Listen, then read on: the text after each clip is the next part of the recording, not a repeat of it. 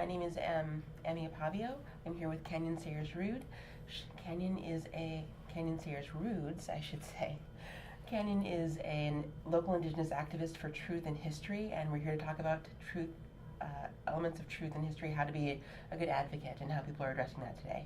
So, Kanyon, welcome. Thank you. I'm so very glad to be here. So I understand that you're a member of the Ohlone tribe. I am a member of the Indian Canyon Mutsun Band of Costanoan Ohlone people. I am an Ohlone activist, yes. And that you also have a native name that you go by as well. Yes. How I would introduce myself in a general setting, I would say Kanrakat Kanyon Coyote Woman Sayers Roods. And I would say Mishmin Tuhis, good day, and that is in the Mutsun Ohlone language. My native name is Coyote Woman, and in the Chumash language, Hahashkani is the female Coyote Woman, because Hahashka is coyote and Nik. So Coyote Woman is a name given to me by an elder. And coyote in many California Native stories has a unique history, and I always share that in my bio. And coyote is a trickster, a storyteller, a being who sometimes teaches people what not to do by doing it. Mm-hmm. And in my life, I have always been an individual who loves philosophy. I'm a critical thinker. I sometimes haphazardly jump into things quickly, or sometimes I take a step back, or I'll fight for the underdog even if I don't believe in the underdog. And it's because it's the matter of perspective. And over time, an elder in our community witnessed that characteristic within me and gifted me the name Little Coyote. And for many years I was Little Coyote, and as I develop into maturing into adulthood, those in the community witnessed me as Coyote Woman.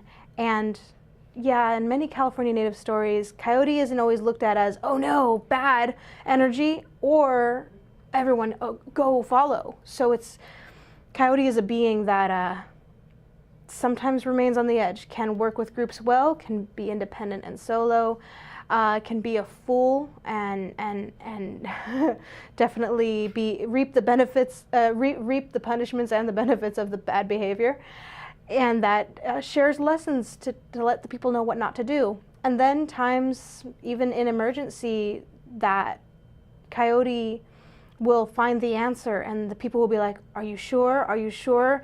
Well, we don't have any other choice, and ta-da, coyote pulls through. And so it's never one thing like stay away or totally lean on. Be wary, be attentive, and I've always been that type of personality. That's amazing. So I was going to, do you have a specific story about how you might embody that name? Oh, well, one, I talk to coyotes in nature. Oh, so okay. I as a kid, my mom called me a kitten hunter because we had feral cats, and the way you get a mother cat to tell you where her babies are, because she will never lead you to them if you're following her, you have to act like a kitten. And so I hide my mouth and I go, and then the mother will come towards me like, where's my baby? Then she's like, oh, and I cover my mouth so she doesn't know I'm doing it. And she's like, she'll go back to her litter and find out, 1, 2, 3, oh, they're all here. Wait a second, and then she'll find that I'm already like, haha, no more feral cats. And so over the years, I would just interact with nature. So I make cricket noises. And then coyote, I yip and yap like coyote. And the elder who called me Little Coyote, he was a storyteller. And there's a story that's known way up in the Pit River territory. He's not a Pit River native. He does not like that term, but I cannot say his tribal name. But there's a creation story around coyote and silver-tailed fox and how the world came to be. And silver-tailed fox made things really, really easy and made acorn trees short and acorns huge, and coyotes coming behind him like, no. We'll make a whole bunch of seeds on this acorn tree, but we'll make it tall and make the acorn small. And so it kind of like went around ruining all the beautiful work, but it is how things came to be to this day. So we appreciate that. And yeah, I kind of do stuff like that in my life. Well, that sounds like that works out well. Yeah. So I understand that you, well, first thing I want to say is the person who gave you your native name isn't a storyteller, but you are quite a storyteller as well. So I understand that you were recently involved with an event called Regenicon. Yes. And can you tell me what that event is? Before I was invited to it, I never knew what it was. And so it's off the energies of regeneration, regenerative and restorative methodologies. Okay. So regenerative strategies for a sustainable world, I believe is their tagline. I was invited by the founder of SOCAP. His name is eluding me at this moment in time, but the founder of SOCAP. And he also works at the Impact Hub in San Francisco. His name? What is SOCAP? SOCAP is I didn't know what that was either before I went. I'm kind of invading these spaces. I'm kind of Columbusing these spaces. No. And anti-Columbusing these spaces. Right. Yeah. I'm discovering it, rediscovering it, and re-indigenizing it. Bringing it back all. Yeah, and decolonizing. Yeah. So Regenicon was a gathering where many people of many venues and methodologies, so let's say economy, restorative and regenerative justice, urban strategies, development strategies, economic strategies, business models, any way that we can work with our environments so we don't engage in it in an industrial capitalistic fashion where it disconnects us. And so it's everywhere. There is connection in every way. So there were people there who worked in the pharmaceutical industry caring about with how they test their products and how it needs to be conscious and cohesive of better practices and management, or how wellness, the mind, and wellness is not just a medicinal practice, but a interpersonal and communication practice. Then it went to urban strategies in recognizing what gentrification is and how we can't be displacing the local peoples, and then talking about socioeconomic disparities, and it hit it talked about food wellness and life ways, and encouraging of going more local, sustainable, seasonal. So it touched on every topic, and what they recognize is with their efforts of maintaining equality and equity of the people, that some of these practices have been time-tested and ongoing. So when there were some people who were from the permaculture realm of conversations, they recognize that indigenous peoples have been permaculture and ecologist masters for thousands of years. And then when we recognize how many of us come from different nations, different territories. Here in California, there are in excess of 200 languages, and just between San Francisco and Monterey, 8 different dialects. So how did we communicate with each other? How did we interact? We were multilingual, and we respected each other's spaces and territories that we maintained. So I sometimes ask, whenever I speak to the community, there are certain etiquette practices that we engage in today's society. If you were to go to your neighbor to ask for a cup of sugar, how would you do it? Would you walk right into their kitchen and take the cup? Or would we possibly knock on the door? And most people would say, yeah, I would knock on the door. That's how Native peoples would interact with each other. And there's a practice called indigenous protocol. It's a contemporary phrasing, but it means to come with etiquette and respect by acknowledging the original peoples. If we're not on the land of our ancestors that have been maintaining this space for time immemorial, thousands of years, because many of us have 1, 2, maybe even 5 generations here in what is considered the Americas, Turtle Island, these spaces, we acknowledge that indigenous protocol and recognize that there have been people here longer than us, longer than our families. And by recognizing that, that's why I was invited into that space, was to recognize the land, because I am a rambunctious, loud, nomadic native who tends to raise that awareness a little bit more aggressively. Because traditionally, people would know to do this. Our ancestors, my ancestors and neighbors would know if they were to come into the territory, they would ask in a respectful way if they needed something, or if they wanted to trade, or had to travel through our territory, or there's a medicine person in our area, or an actual harvestable medicine, and they needed access. They wouldn't come and just grab it and be like, "This is mine." They'd come through and ask permission, and that is a practice that we all would recognize, being either on the receiving end or the seeking and requesting end. And because as an Indigenous person, I wish other people were familiar of this practice, because it's conducive of a consent culture. It's helpful in recognizing that there are people with differences, and we respect and regard each other with integrity, and we recognize and see each other with visibility.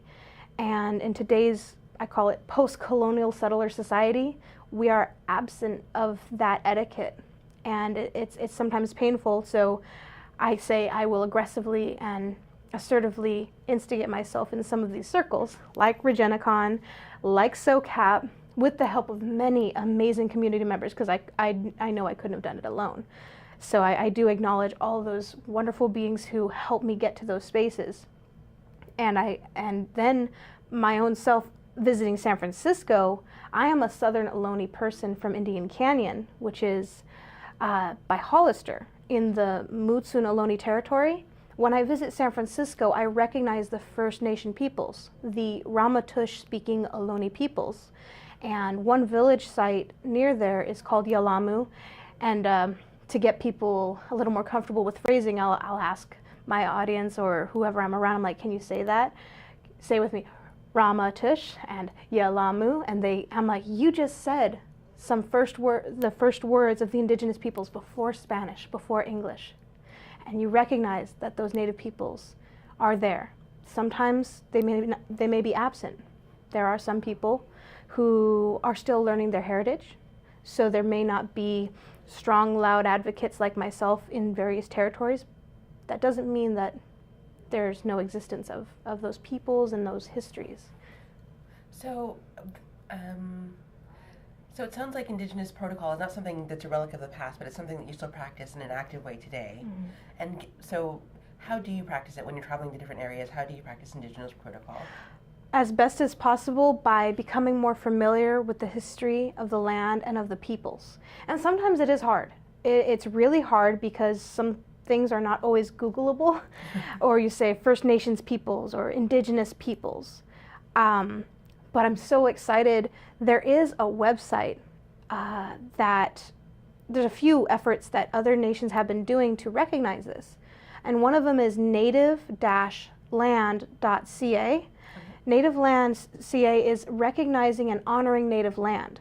So I believe they have an interactive map that you put in your zip code, and it finds some people have been putting data in there and continue to do so, because it does need some updating, and they even acknowledge it. They have a pop-up saying, we've gotten a lot of feedback, we're working on it.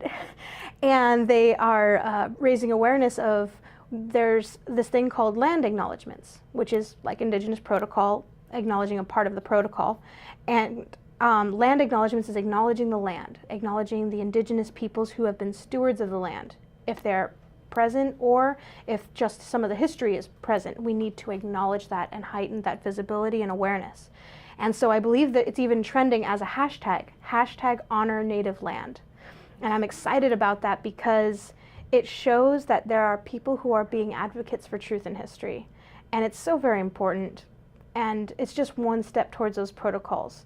And it's seeking permission to be in those spaces, to take advantage of what is present there, and then to give visibility to the local perspectives and engage them with a consent, an opportunity to consent in that interaction by saying, is it possible to be there? And then they can say yes or no.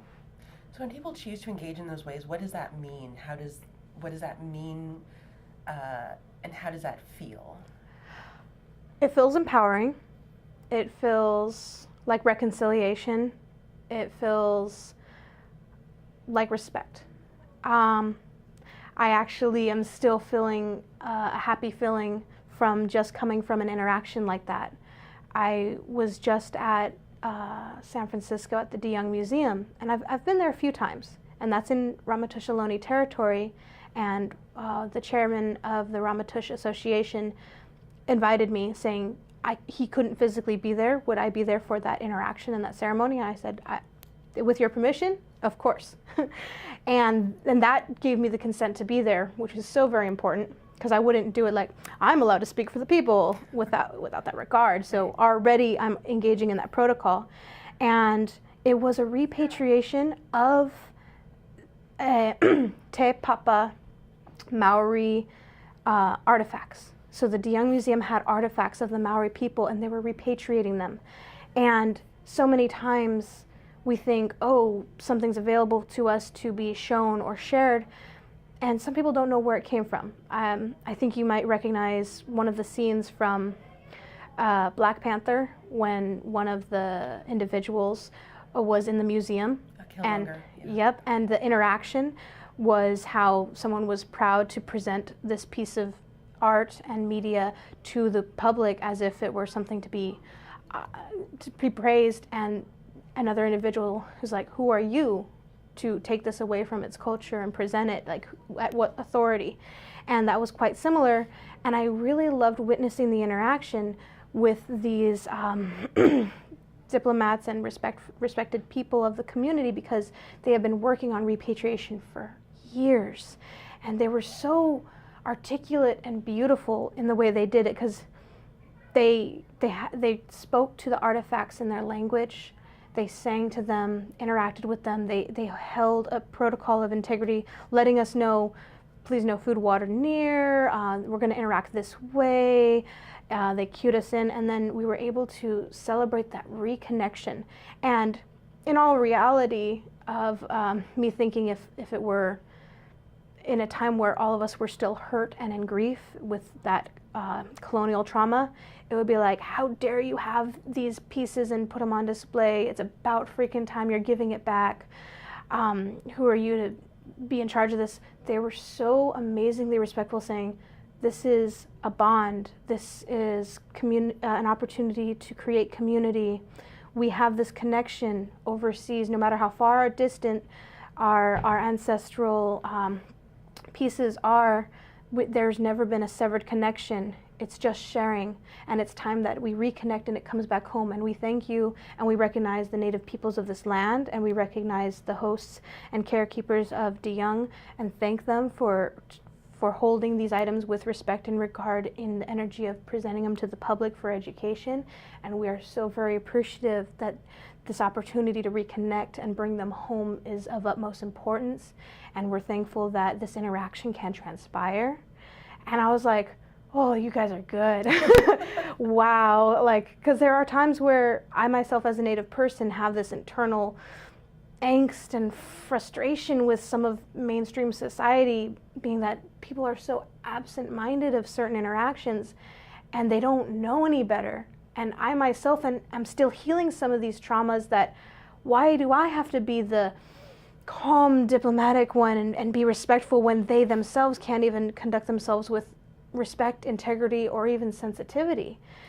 But I realize people don't know, and if I just come at them in an angry, upset fashion, we might just be combative, and not that much good can come of it.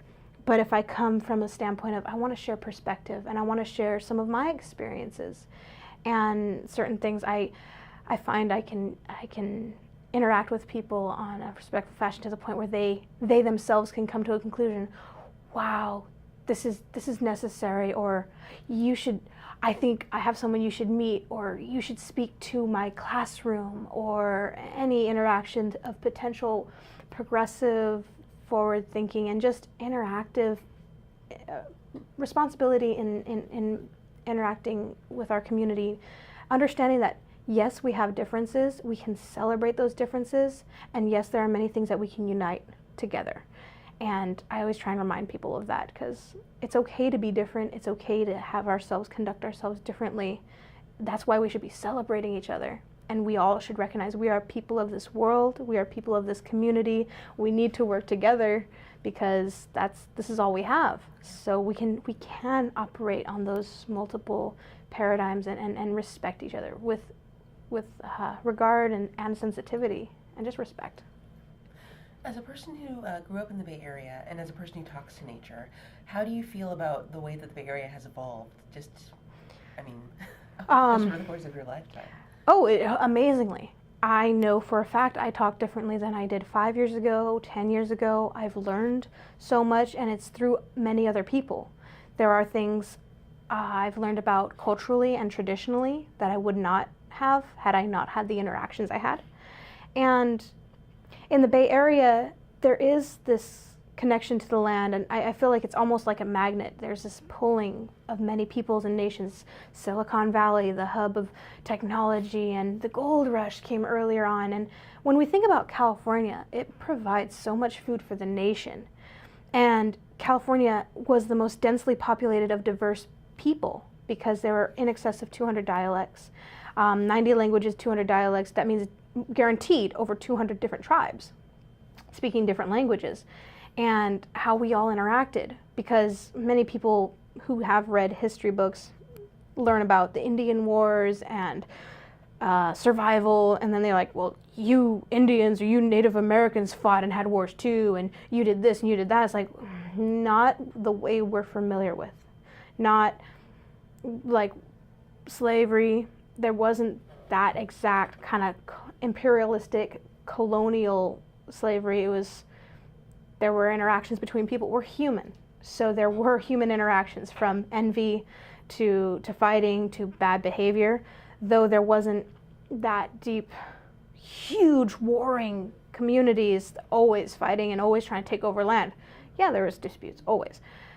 In that, we were still capable of being multilingual with the ability to trade. There were beings that traveled up and down through California, and it being very diverse and sustainable with all of its resources, rich, that there's just this beautiful space that people came together and just had an opportunity to celebrate culture. And when the missions came through and the waves of genocide against indigenous peoples with colonization of the missions and then colonization through the gold rush and homesteading, the U.S. government put out in excess of $1.4 million, $5 a head, 50 cents a scalp, to eradicate the California native.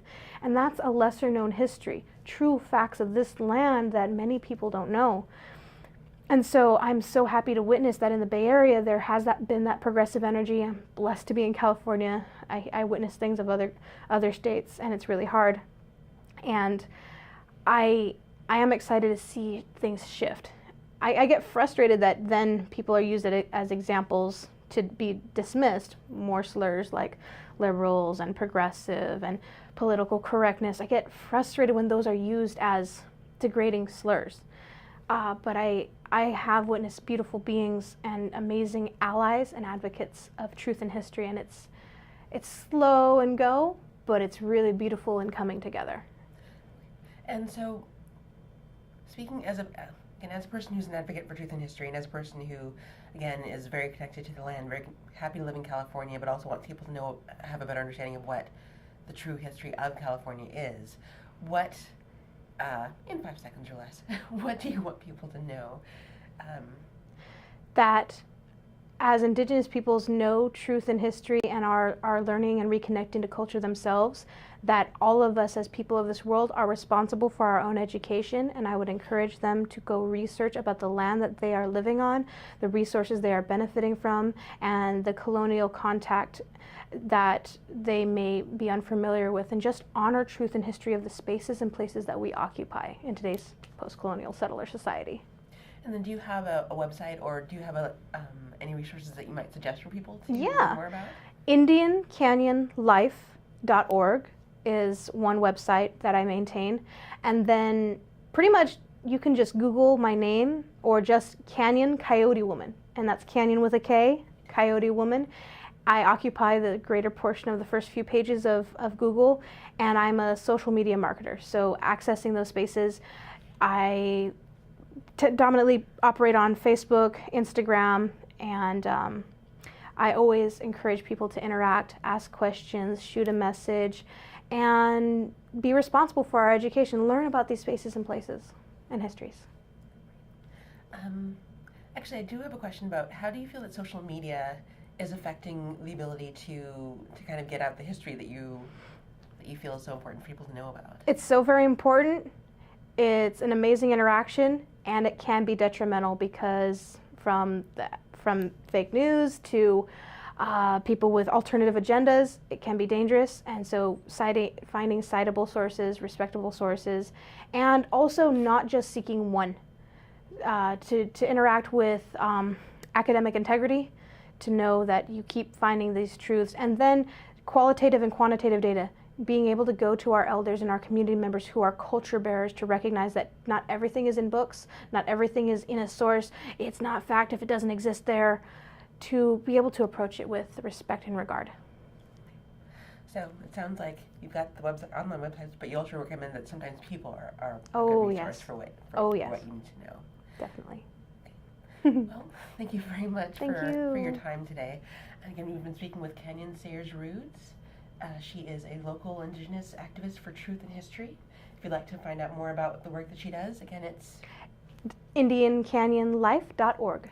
IndianCanyonLife.org.